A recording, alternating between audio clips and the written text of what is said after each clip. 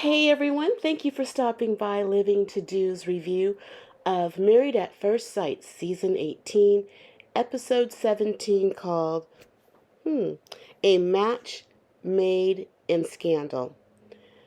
Before I get started with this review, please like the video and subscribe to the channel. I would really appreciate it, and I thank you in advance. So let's talk about it. It's decision day in the Chi, so let's go with Juan and Carla first. Juan says they're best friends. He doesn't like how she practiced so much spirituality. And, Carla can't give that up. That is a big part of her. Um, and she's looking for someone to be more romantic with. She hasn't really seen that. So when decision day comes along, they both look nice. He's nicely shaven, which that's my favorite look of his. Thank you, Juan. But I didn't like his yellow wild socks he was wearing. And without romance, it really isn't a healthy relationship. So Juan says no, and Carla says no. So I wasn't surprised. They just kept stringing us along. I we never saw any romance between the two of them, so I don't know where that was gonna go. Maybe they can still be friends. Who knows? I wish them both. She just didn't think they're compatible, and he wasn't given much, so you couldn't be compatible. But she has such a sweet personality and good energy. She says she's just going to keep rolling around in life, and as she says that, you can see her body rolling. She's always cute. Somebody's going to love her, so, and him too. He's a very nice looking man. So that was that on those two. So let's talk about Thomas and Camille. Now, Camille has a problem, and they kind of showcased it with Thomas not being decisive enough. He can't tell her where they should live after decision day. And they seem to have a conversation about it, but he didn't say much of anything. And after the conversation, we still didn't find out where they're going to live. So that's going to be interesting to find out what really happened there. They both had some time on their leases, and his place was too small. So is it a no-brainer that you go to her house? Just still don't know that. He just kept him and Han. I don't know what he decided. So he really needs to be working on being more decisive, standing on for something, and not being too complacent, she said. And Thomas, he, we see him really liking her, but it was weird. They always give you this, what will they do kind of try to keep you in suspense. They get to decision day. Thomas gets there first with the basketball in his hand, and she comes in later. They both look really nice, and he basically said that she put him through a lot, especially physically, because she was jumping on him, banging on them. They showed like a little recap of their time together. He said he brought out the basketball, and the basketball had some writing that that he wanted to stay with her. And then Camille, when it was time to give her answer, Camille's such an actress, I swear. She gave this long dramatic pause and says she can't see, and then they go to commercial break, and I'm thinking, is there a world where Camille would say no? Maybe because he's not decisive enough. He doesn't seem to walk with confidence. They come back from commercial break, and she said she can't see a world without him. So they stay together. They're the only couple that made it this season, and we knew that going in. They're the only ones who seem committed, both parties being committed to one another.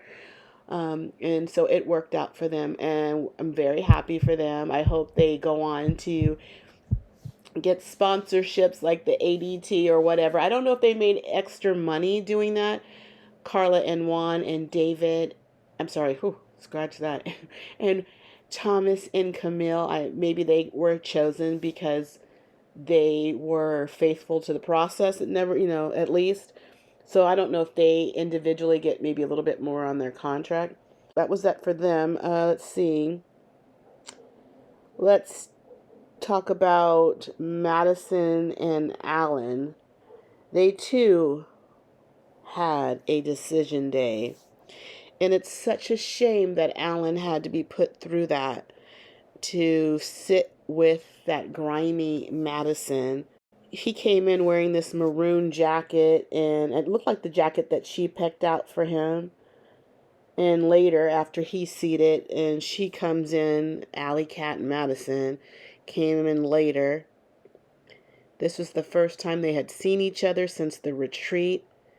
That woman apologized to him. He just wanted to know why she strung him along. And it was terrible. Why did you do that? It was just terrible. You made him feel it was something going on, that something was possibly going to go on with them, and yet you were really pushing hard another man. That's what makes you so, and he was right about you. He needs to check in with his intuition a little bit better, because she coming in at 1, that was the party girl. Coming in at 2, that was after hours Madison. And the 3:43 or whatever, that was the transactional Madison. You were right. She was that party girl. And you were right. It was going to make you sick having her be with another man. And I'm sure it's going to be, if they get together, like the marriage, David and Madison, it will be on the internet, and he would have to watch her be married to another man. Those are things he feared, and he was right. His intuition was correct. So don't worry, Alan. It's easy to get over a loose woman. Pastor Cal asked Dirty Madison, so will you be with David now? And that alley cat Madison said that she's going to be working on herself to heal herself right now. Okay. So let's talk about the last fractured couple to come to decision day was Michelle and David. And David looked like he wanted no parts of this whole shindig, coming in with the sweatshirt. He looked like he just rolled out of bed. He mustered up an apology to Michelle. Of course, no one believed him. And he says, well, you can do what you want. We know what that means. He's acting all whatever. And Dr. Pia, she asked him, what's with all the defensiveness? You got to man up. You got to stand in your crap. This is the bed you made. Don't shun other people when it's you. You got to take it with the grain of salt. You got to take it. Sit up right there and listen like you have some sense. He was laying back on the chair with his head rolled all the way back, like he wasn't engaged in the conversation. I guess some people can take it like a man. If you did something wrong, you stand in it. He was very immature about it. He was actually thinking people should help him, be happy for him. It's so crazy. So he says he needs time to heal himself and work on something with Madison. Funny, Madison said she's going to need to heal herself too. They must have got together and come up with that. 2 people with one brain. David said to Michelle that Michelle didn't really care about the marriage, and Michelle said she did care because she stayed in it. He disrespected the marriage. You could tell that David does not care about Michelle anymore. He looks like he's in a hurry to leave to get back to that alley cat. He actually throws his wedding ring on the coffee table in front of him. His mother would be so proud. Dr. Pia, I loved her in this moment. She said straight out that she lost all respect for David. When he left, he didn't give anybody a hug. Everybody else hugged the experts when they left, but he just walked on out. Again, your parents should be so proud of you, David. Okay, new couple alert. We see David and Madison, and they go out on a date. Apparently, First and 10 Madison likes all sports. They go golfing at the little putting range. She says she can do that all day, and that's music to David's ears because he loves it too. Apparently, he's been golfing since he was 11. She's out there with him. She says she's having a good time, and you just hear that goofy, nervous laugh. I swear to you, it was triggering me. She said that she tells him that hanging out with him is easy. Well, that's perfect because you are too. David said he was nervous, and he was nervous because he has real strong feelings for her, and he kept telling her, I want to rock with you. I want to rock with you. They seem so happy together. Meanwhile, I'm just scathing mad. Yes, it makes me so sick to see them together. So after decision day, the whole gang meets up, and I mean the whole gang, and they meet up at Juan's warehouse where he works and he does multiple things. Alan's in a confessional, and he says he wants to see how David and Madison, he wants to see their demeanor around him. Yeah, me too. Ikechi even showed up, and I guess because he's under contract, because I'm sure nobody wants to see him.